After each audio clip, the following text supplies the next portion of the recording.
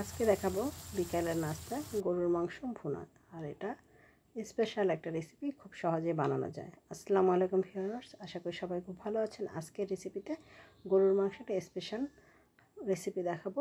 চলুন মূল রেসিপিতে চলে যাই। যে গরুর মাংসগুলো এভাবে ছোটো করে কেটে নিয়েছি আর ভালো করে ধুয়ে নেওয়ার পর এভাবে একটা এইগুলো গোস্তগুলোকে থেতলে নিচ্ছি। এভাবে ছেঁচে নিতে পারেন, তাহলে মাংসটা দ্রুত শুদ্ধ হবে আর খেতেও বেশ ভালো লাগবে। সবগুলো এভাবে ছেঁচে নিয়েছি, দেখতেই পাচ্ছেন কিভাবে এটাকে করে নিয়েছি। খুব ভালো করে ছেঁচে নিয়েছি, যেহেতু এটা ফ্রাই প্যানে রান্না করব, মাংস সিদ্ধ হবে খুব দ্রুত, এই জন্য এই টেকনিকটা করে নিলাম। বিকালের নাস্তা এভাবে বাচ্চাদেরকে করে দিতে পারেন। এখন চুলায় একটা প্যান বসিয়ে পরিমাণ মতো তেল দিয়ে দিয়েছি। পেঁয়াজ কুচি নিয়েছি প্রায় 1 কাপের মতো। পেঁয়াজটা পাতলা করে কুচি করেছি আর হালকা ভাজা হয়ে গেলে মাংসটা এর মধ্যে দিয়ে দেবো। মাংসটা কিন্তু আগেই ধুয়ে পানি ঝরিয়ে নিয়েছিলাম। আর এখন মাংসটা দিয়ে ভেজে নেব কিছুক্ষণ, 2 থেকে 3 মিনিট এটাকে ভেজে নেব। মাংসটা এভাবে যদি একটু ভেজে নেন তাহলে কিন্তু খেতে আরও বেশি ভালো লাগবে।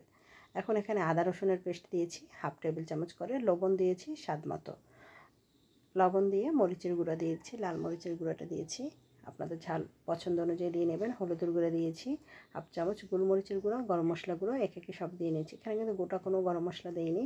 এখন এটা দিয়ে কিছুক্ষণ কষিয়ে নেব, প্রায় 4-5 মিনিটের মতো এভাবে কষিয়ে নিয়েছি। এখানে কিন্তু কোনো পানি দেওয়া হয়নি এখন পর্যন্ত। এটা কষিয়ে নেওয়ার পর এখানে আমি দিয়ে দেব কিছুক্ষণ, যেহেতু কষিয়ে নিয়েছি, এখানে টমেটো সসটা দিয়ে দিব। আপনারা চাইলে এক্সট্রা কোনো সসও দিতে পারেন। টমেটো সস দিয়েছি 2 টেবিল চামচ। সসটা দিয়ে এখানে এক্সট্রা সয়া সস বা টমেটো কাঁচামরিচের যে চিলি সস সেটাও দিতে পারেন, তবে এখানে আমি ঝাল বেশি দিব না, এই জন্য আমি শুধু টমেটো সসটাই দিয়েছি। টমেটো সসটা দিয়ে কিছুক্ষণ এভাবে নেড়ে চেড়ে নিব।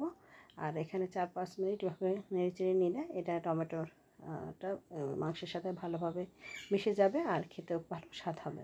এখন এখানে পরিমাণ মতো পানি দিয়ে দিচ্ছি। এখানে কিন্তু এখন পর্যন্ত কোনো পানি দেওয়া হয়নি।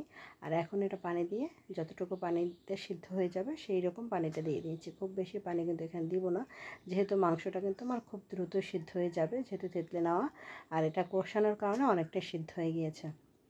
এখন কতটুকু পানি দিয়েছি দেখিয়ে বুঝতে পারছেন। সবগুলো মশলার সাথে ভালো করে এটা মিশিয়ে নিয়ে এটা ঢেকে রান্না করব প্রায় 10 মিনিটের মতো। 10 মিনিট মিডিয়াম টু হাই হিটে এটা সিদ্ধ করে নেব, আর ঢেকে দেওয়ার কারণে দ্রুত এটা হয়ে যাবে।